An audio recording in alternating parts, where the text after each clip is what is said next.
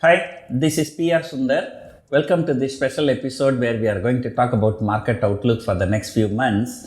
And so far, I've been talking myself, right? So I thought it's a boring one. So now let me introduce my friend, Mr. Sharath. And we always have a lot of arguments. So once I suggested, instead of arguing in a closed wall, now why not we discuss in front of the camera? So yes, agreed. So welcome, Mr. Sharath. Thank you, sir. Two sides of the coin. On one side, people say that markets valuations have skyrocketed. On the other side, fresh money is coming into the markets, and our markets are hitting new highs every day.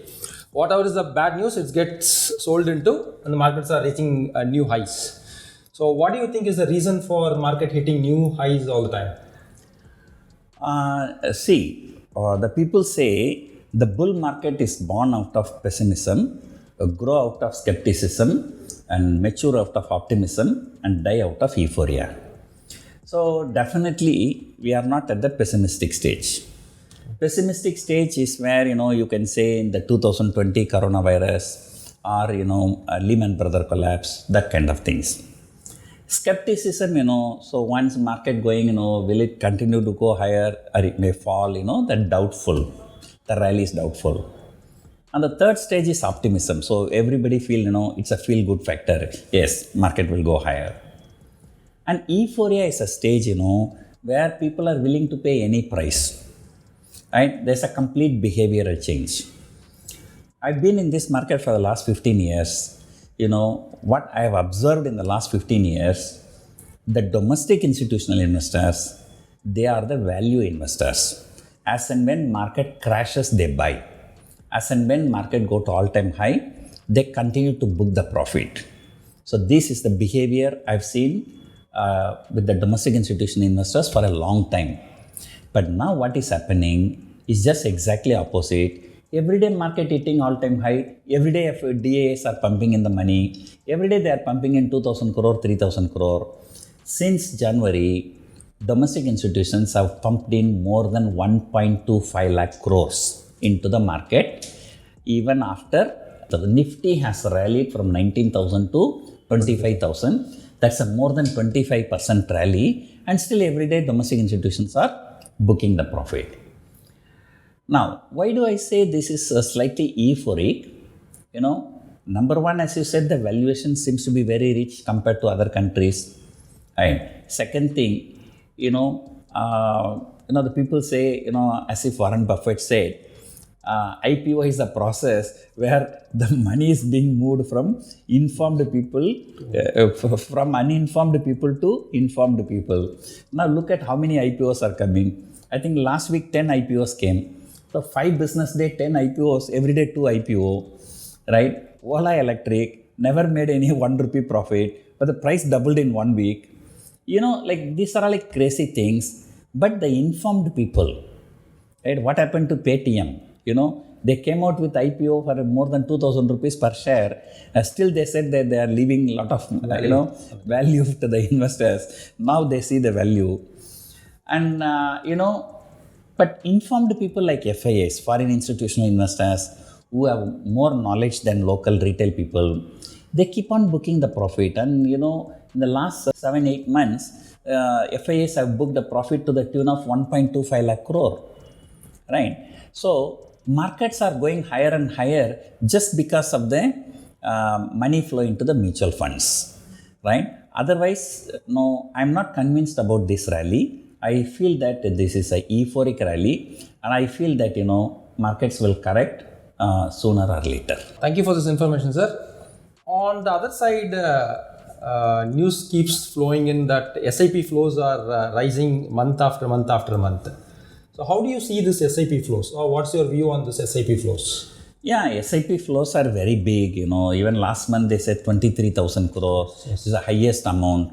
5 years before it was not even 10,000 crore. And here, I would like to analyze a bit more. On the ground level, you see unemployment is more. On the ground level, you see inflation is high, right?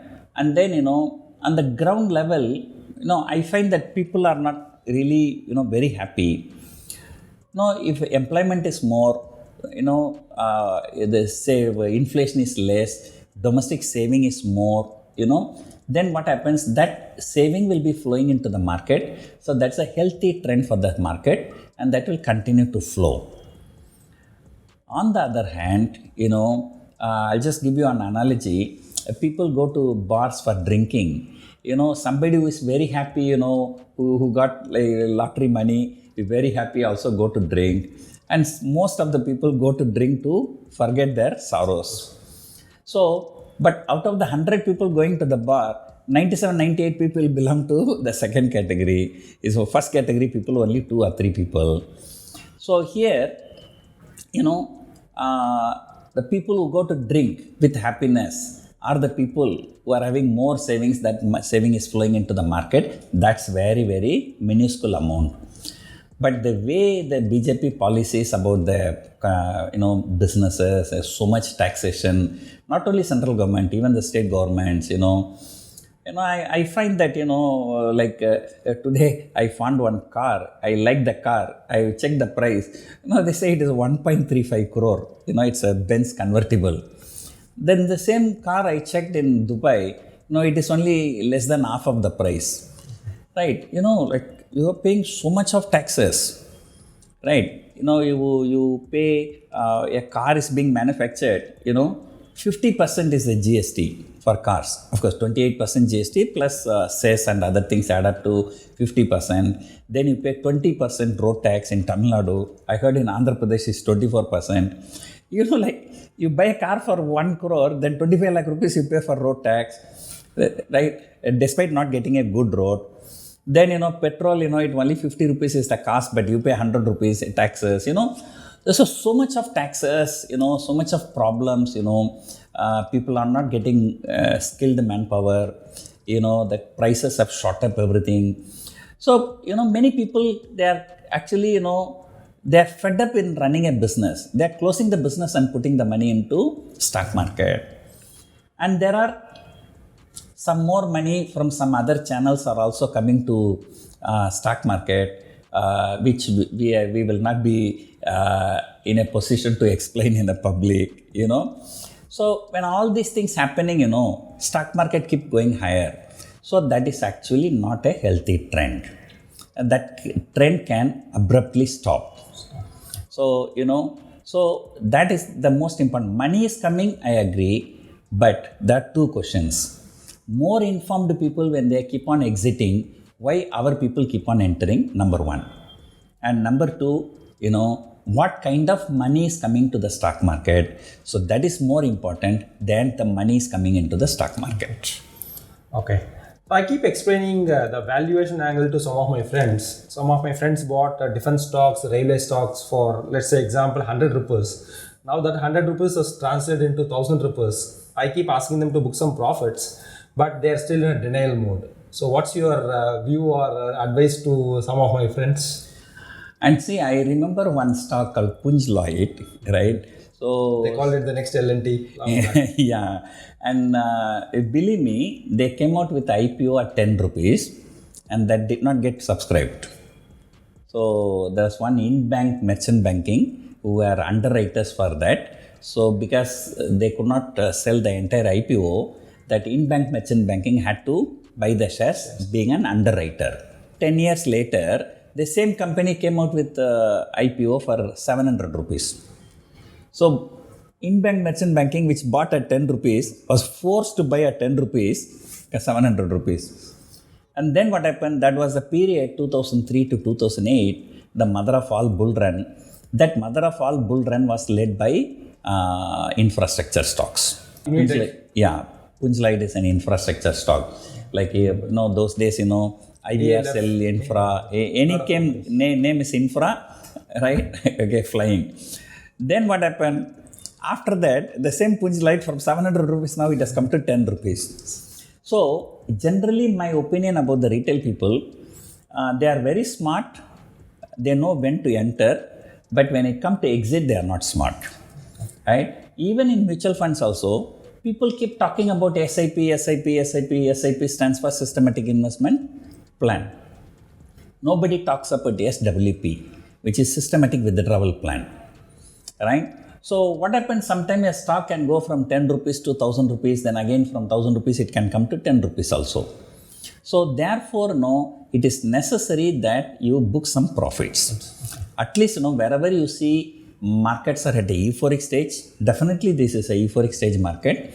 Nothing wrong if you book some profits, right? So that, because you are only partially booking the profit, even after that continue to rise also, you are going to capture that, right? So you don't capture that, like you don't want to book partial profit booking, you run the risk of losing that money. So definitely my opinion is that now the markets are at euphoric stage. I will advise people to book some profits. Okay, sir. In the coming months, there are many events spanned out. So there are some local events which might affect the markets, and there are some international events which affect the market. So what's your view on that? Yeah, there are some local events, there are some international events, right? So especially local events. Number one, the most important thing, BJP, they got 303 seats in the last election 2019. Now it has been reduced to 240. Now they are running a coalition government. Anytime, the coalition also not with the big numbers. If Nitish Kumar and Chandrababu Naidu, they both withdraw, then they are falling below 272. Right? Now, what happens in this scenario? They should have done something to make everybody happy, but this budget, they made everybody unhappy.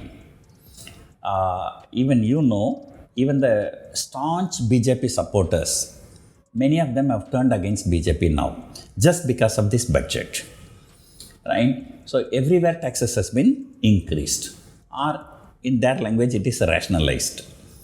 So therefore, like going forward, they already don't have the majority in Rajya Sabha. So going forward, there are 4 state elections, Maharashtra, Kashmir, Haryana, Jharkhand. So in these 4 states, if BJP performance is bad, that will add fuel to the fire of political instability. As and when there is a political instability, the markets will not do well. So in the foreseen circumstances, BJP's political future is the biggest risk for our stock market. But however, I'm trying to speculate something. We don't know whether that may happen or not. Number one, let us make very clear, nobody is against BJP. So people are against the policies of the BJP, right? So there is a possibility, if BJP's political fortune keeps going down in these 4 state elections, there may be some internal conflict within the BJP, right? And then, even the coalition partners, they might demand a change of leadership. It has already started.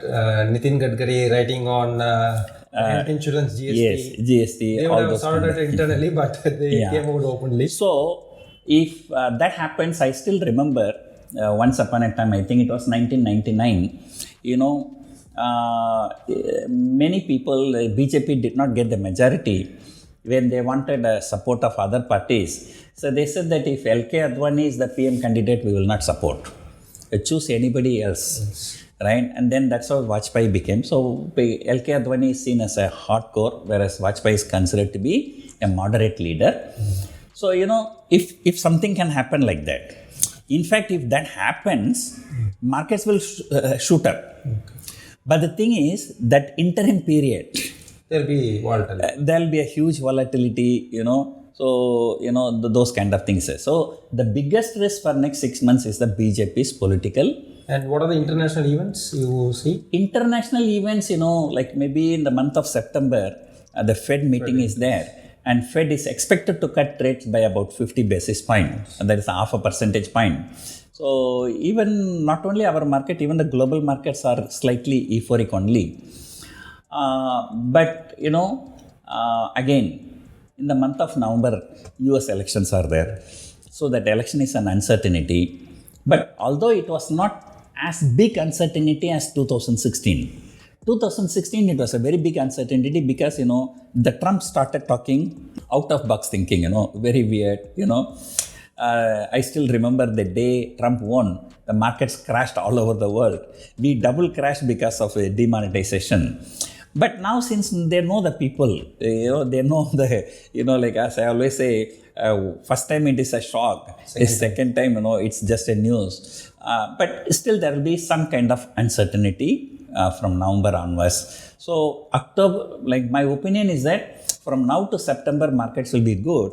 From October to December, the markets may have some problem. So on one side, people keep asking to put money into the markets via SAP, and SAP. On the other hand, people keep cautioning that market valuations have gone up.